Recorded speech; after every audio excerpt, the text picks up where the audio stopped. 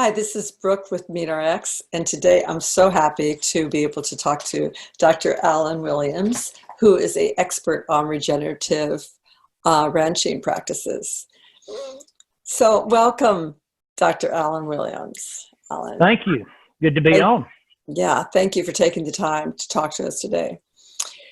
Well, everybody asks about meat eating and ranching causing problems and on the planet. I don't personally feel that way at all, and I imagine you don't either. And maybe you could speak a little bit to that. Yeah, absolutely. We both practice and teach what we call regenerative agriculture and adaptive grazing practices. And what we know from those practices and from data that we've collected, work that we've done, is that it is hugely beneficial in a whole host of ways. It's beneficial for the life on and underneath the soil, those soil microbes and macroorganisms. It's beneficial for wildlife, bird populations, beneficial insects and pollinators. It's beneficial for our water cycle, for our climate, for our intact ecosystems, and it's beneficial for the livestock that we raise and the crops that we raise. And ultimately, it's beneficial for us because, we benefit because we have better ecosystems, better environments, better climate, better water, but we also benefit because we're eating far, far more nutrient-dense foods. And that's certainly something that we've been looking at very heavily. We've done a lot of research and analytical work looking into nutrient density in foods and how those foods are produced, how it impacts the ultimate nutritional profile. Very good. Your farm is in Alabama. What's the size of your farm? We have a little over 6,000 acres here at this farm, and so it's not a small farm, but it's all in the scheme of things. When you look at the average size of many farms today, it's also not a very large farm. It would be considered sort of average, but so about 6,000 acres, and that's comprised of pasture lands and timberland. And we also do a lot of vegetable production here. So we have certified organic market gardens, as well as all the different livestock species that we produce. And what kind of livestock do you have out there on your ranch? Well, we are doing a multiplicity of livestock species. So within BDA Farm and my partnership in Joyce Farms, we're producing and marketing beef. We're producing lamb, eggs, poultry, and the poultry is a multiplicity of things. That's chickens, turkeys, duck, pheasant, guinea. So a number of different livestock species that all impact the landscape here. We also do a lot of honey production. So we have several hundred beehives and produce a lot of raw honey. Sounds like you feed a lot of people. And we hope to. You probably employ a lot of people too, actually. We do have a fair number of employees among, between, the protein company and the farms and things like that. And one of the key things that we try to do is we're very big on revitalizing rural economies. So we pay well, and we try to, attract very good people from our rural areas so that we can, many of our rural areas have been economically devastated over the last several decades and are very, very poor.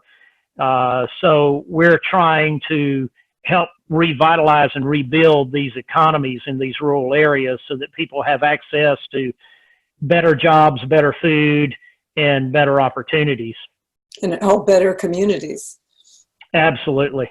Absolutely. It sounds like you have a lot of people and animals and land under your care, Alan?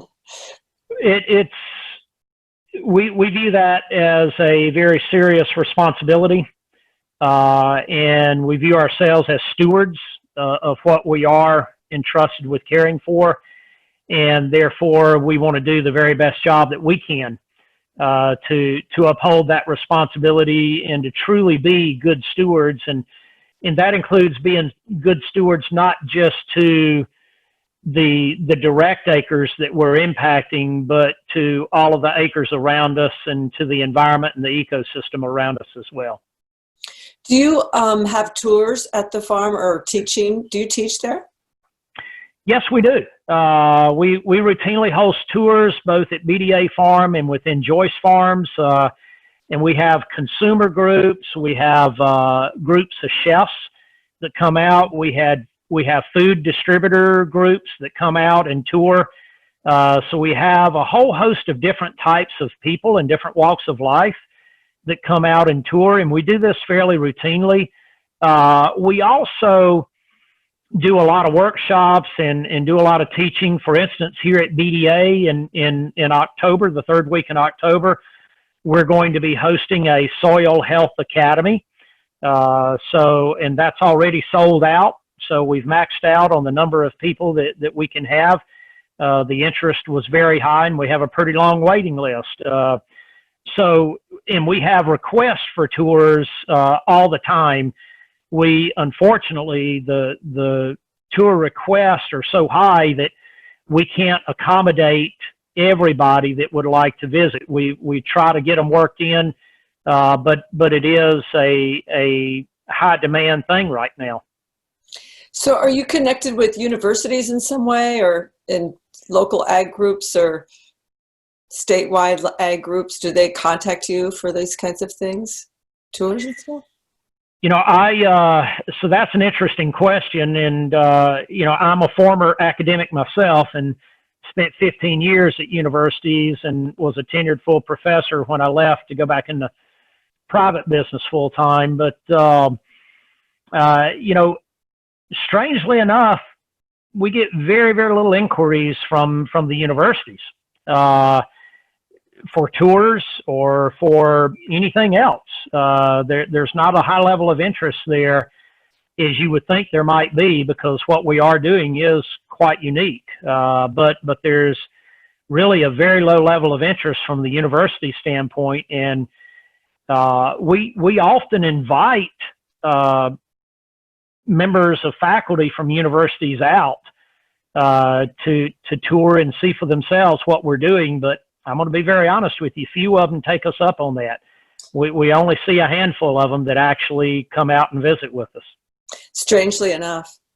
I want to ask you, how did you get started in ranching? Were you born into it? Yeah, I was born on my family's farm there in South Carolina where I grew up, and I represented the sixth generation. They've been there since 1840. So yes, I grew up that way, and that definitely had a lot to do with forming what I do today. We were a very diverse farm when I was growing up. We had a lot of different types of things growing on the farm and a lot of different livestock species. We had a general store. And so in today's terminology, we would have been direct marketers, right? We were faddish back then and didn't know it. But we had a general store, and we sold a lot of what we produced off the farm to that general store. And both the women and the men in my family, and we often ate as extended family, three prepared from scratch meals a day, breakfast, dinner, and supper. We didn't call it lunch. We didn't have any such thing as lunch then. But all prepared from scratch, and most of what we ate was produced right there on the farm. So I had this incredible eating experience growing up. And, of course, you didn't realize it because you just thought everybody ate that way, right? And it wasn't until I went away to college that I discovered that wasn't the case. And I had to start eating in the college cafeteria. And I still remember my first few meals in the college cafeteria that, wow, this food is not very good. And initially I was thinking, well, these people just don't know how to cook. But after a while, I figured out, it's more than that. It's the food that they're sourcing. The food isn't very good either. So even if they know how to cook pretty well, there's not very much they can do with this stuff. So that really struck me, and that was my first experience having food that was not good. And my body told me that as well. I was an athlete and all of that, and I just felt this sinking feeling, this heavy feeling in my body after every meal. That what in the heck is going on here? Because eating at home, we had these fabulous meals, and we have there we go. Office phone was going off. I apologize for that. No problem. But eating at home, we had these fabulous meals, and I would feel great after eating, right? I mean, I could immediately go back out and throw those bales of hay or dig post holes or whatever we needed to do on the farm. But at every meal after eating in the school cafeteria there at college, I felt like I needed to lay down and take a long nap. I was sluggish. And it took me years to finally figure out what was going on, and that it had to do with the food itself and the nutrient density in the food and the way that food was raised that was creating that problem.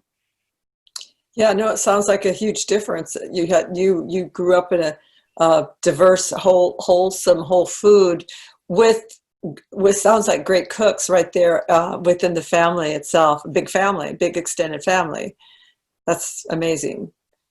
What was the name of that farm? We just called it Cornwall Farm. It was my mom's side of the family, and they were Cornwells, and so it was just Cornwall Farm. So you always had a meat-based diet, I imagine, Yes.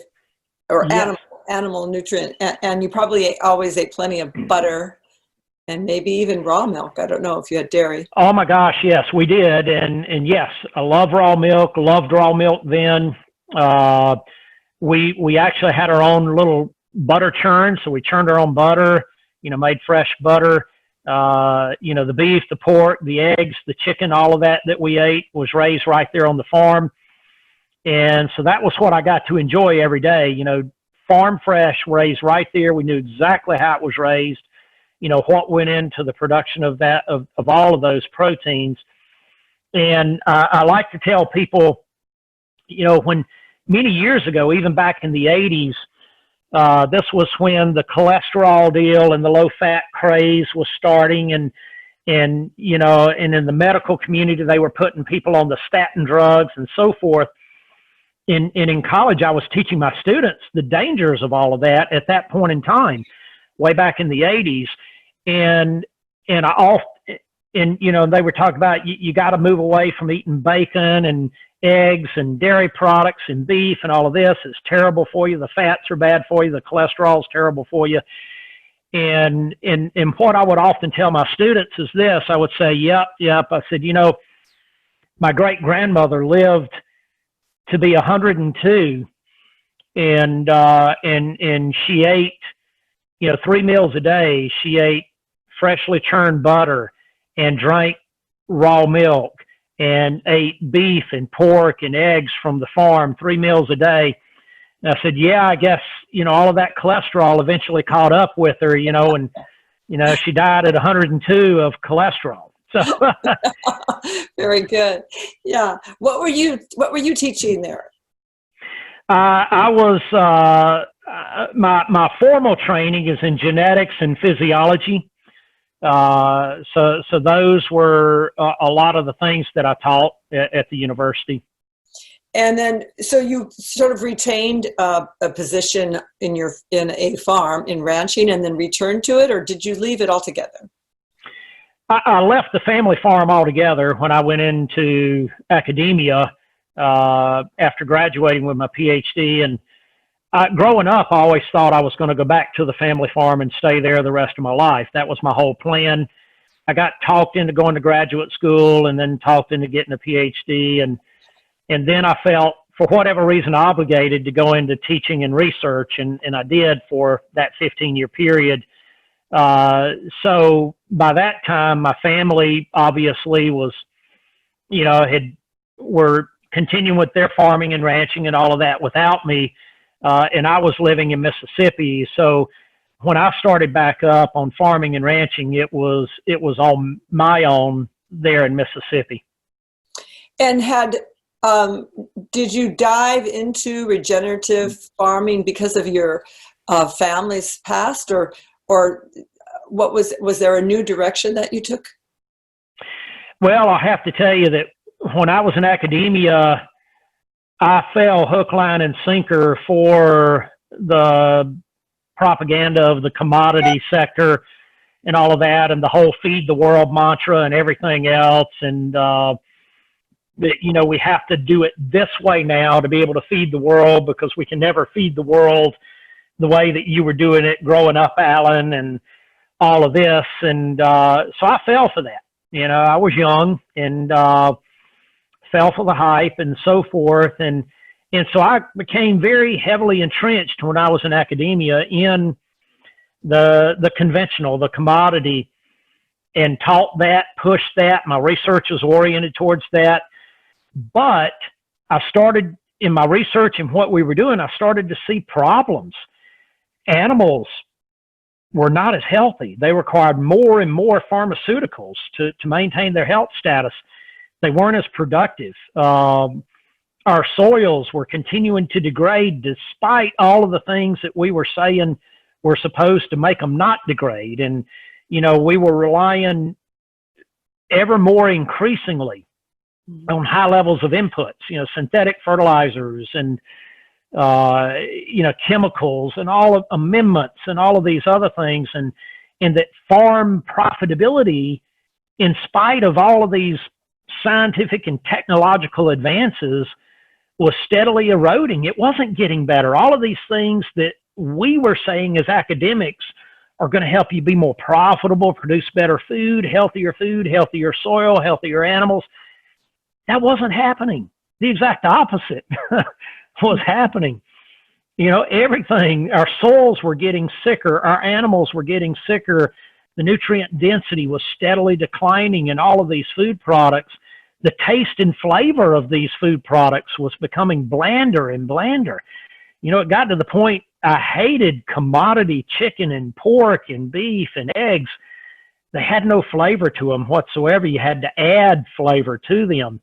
Whereas what I grew up eating, you didn't have to add a bunch of sauces or seasonings or spices to it, because it had a natural flavor from the earth that was astoundingly good. So I had to start scratching my head and saying, okay, Alan, when you were growing up on the farm, the family farm, the food tasted infinitely better than it tastes now. It was healthier for you. The soil was healthier. The plants were healthier. The animals were healthier. We didn't use all of those inputs when I was growing up.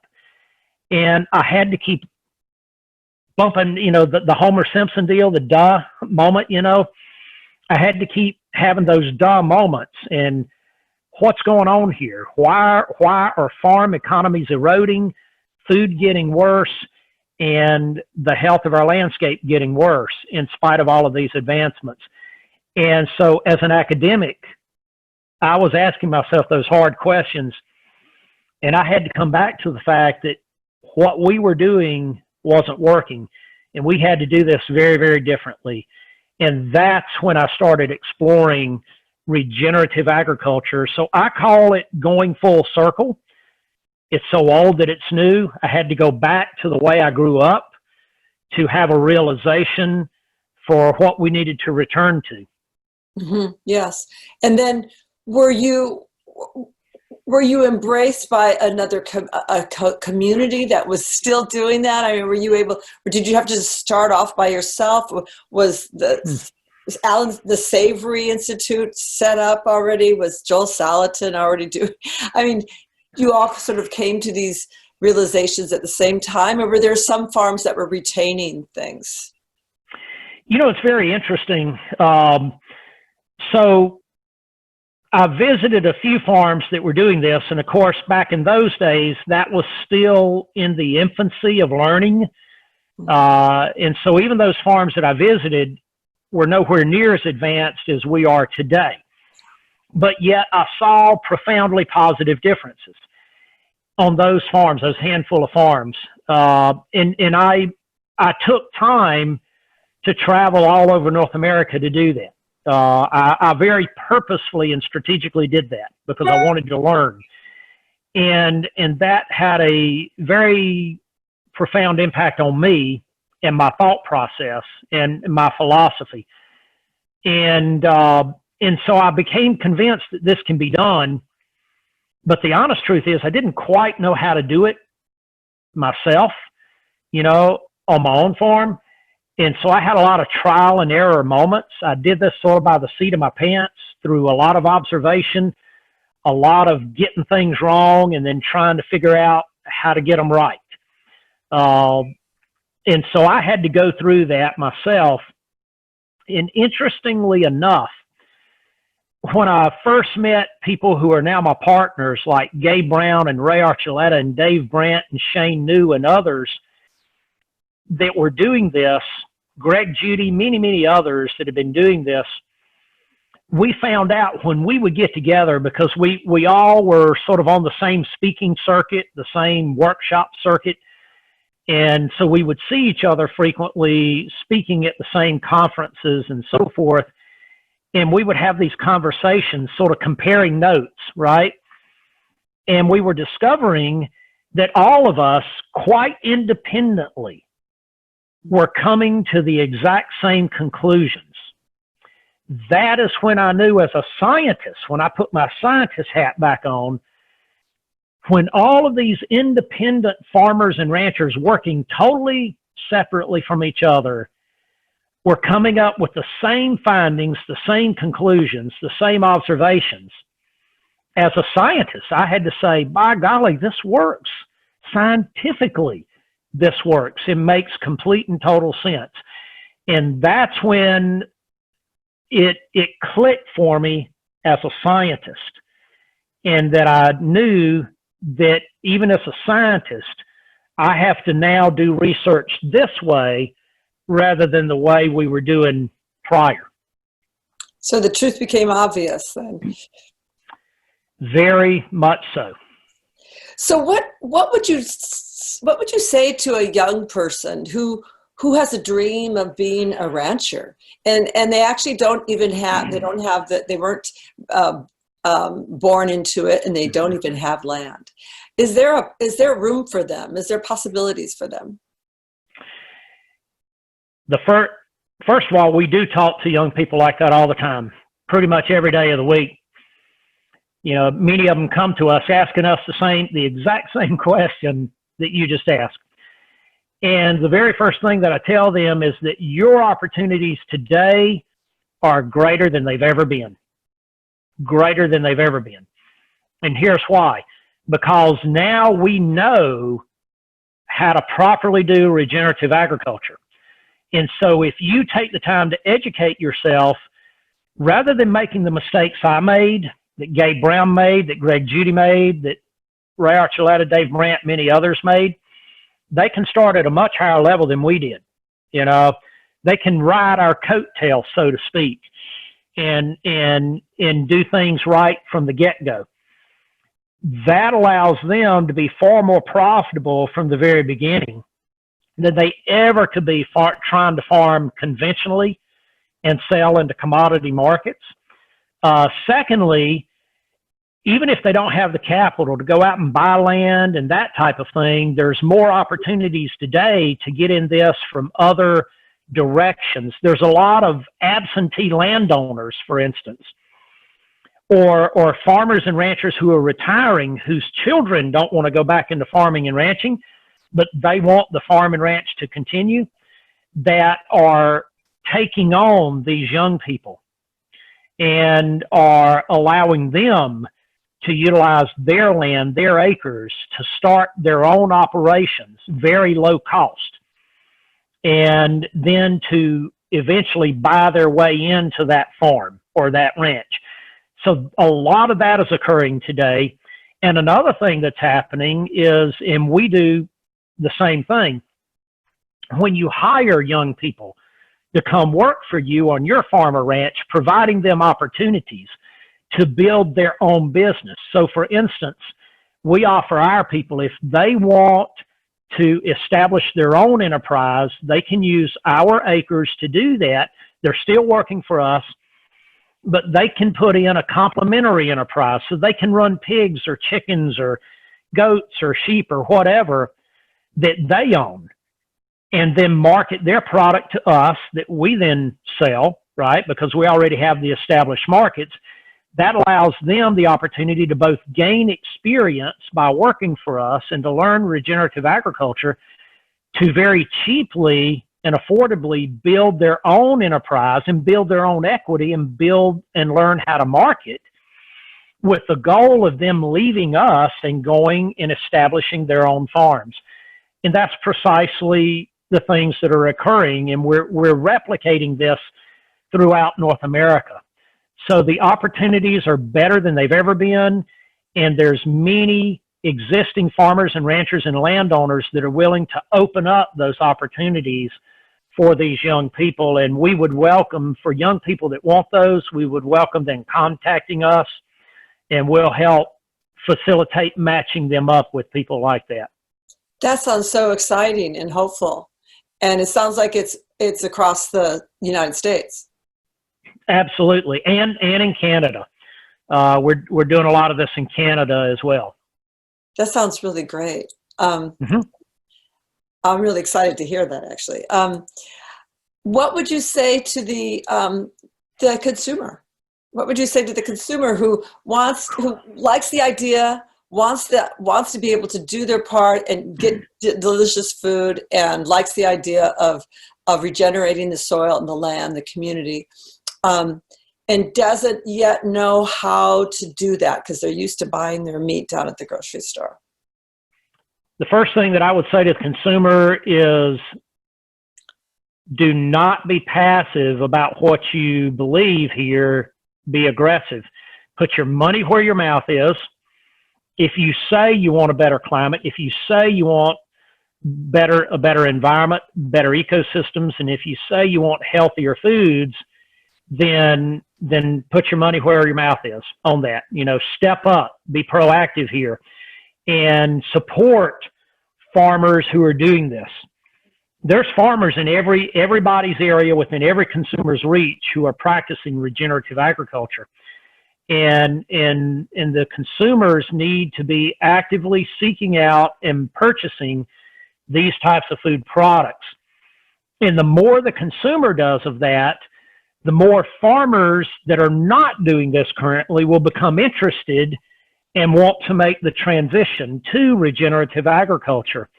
And these food products will be beneficial to that consumer in a multiplicity of ways.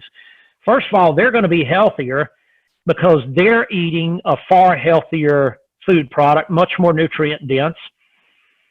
Secondly, they are helping to promote a far better environment, better ecosystems, better water cycles, higher water quality, and wildlife, birds, insects, and other species of wildlife. They're helping to promote that. So everything that they say they want, they are actually helping to do by promoting and supporting these types of food products. And then once they start, share with your friends. We've got social media today.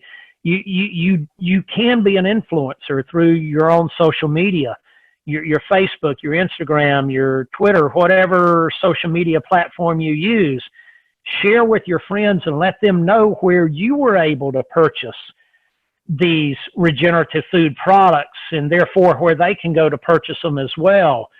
And tell their friends to do the same thing, to encourage others to do this and to encourage the farmers and ranchers around them to become regenerative in what they're doing. We are now, as farmers and ranchers, we have very little power politically or elsewise because we're less than 1% of the entire population. So we have no power whatsoever. The consumer has the power. That's what has to happen here. If the consumer will step up and get serious about this, they will be amazed at how rapidly and how profoundly they can change this entire landscape.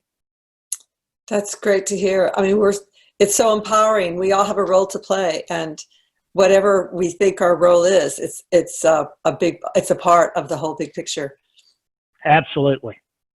Well, this has been a great talk, and thank you so much for visiting with me. It'd be great to meet you in person. I hope one of these days I can do that, and maybe even visit you out at the farm. Oh, we would love to host you. If you're ever in our area, let me know, and I would be very, very happy to host you. Thank you, Alan. Thank you again. And thank you. Carry on your good deeds, your good work.